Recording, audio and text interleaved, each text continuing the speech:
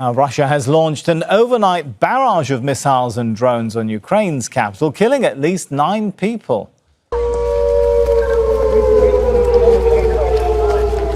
Residential and commercial buildings were hit in several districts. More than 20 people were reported injured. Moscow says its forces were targeting military sites and logistics centers. Now, Ukraine's president says his forces downed just one of the 27 ballistic missiles fired because, he says, of a lack of interceptors. There were really terrifying explosions. Then glass started raining down. People began to come out and the explosions kept going.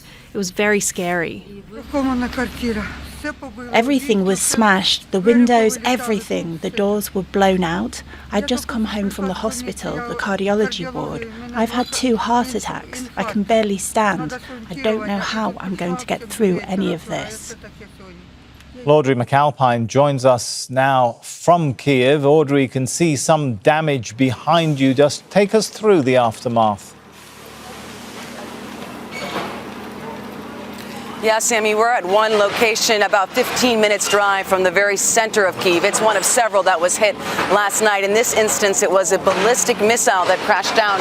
You can see this apartment building, the cement concrete nearly totally destroyed within it. We were told that the family who lives there managed to survive because they were taking a refuge in one of the city's shelters. And that was really the case last night for many around Kyiv, was going to the city's shelters. But with these ballistic missiles, they've started to come in so fast that actually the air raid alerts only sound a few moments before they make impact. Videos on social media last night of people almost running through the streets just moments before those impacts. But you can see this building in particular, some of the damage, all of the glass that's come out of the windows, people now back in their apartments trying to pick up the pieces. Overall, the death toll in the city been rising through the morning. We're still getting details on exactly what was hit. We know it was a number of apartment buildings obviously damaged, but also some commercial buildings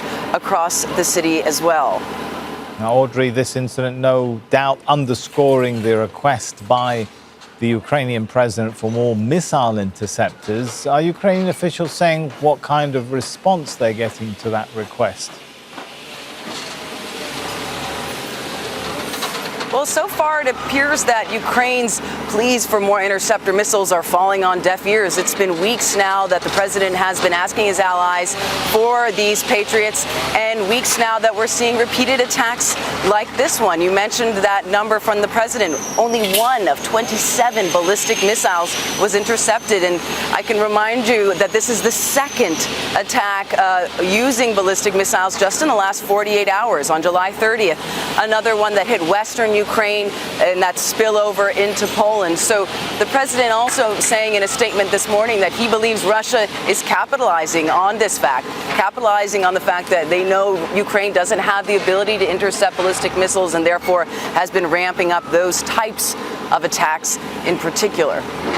All right, we'll leave it there. Thanks so much. Audrey Macalpine from Kyiv.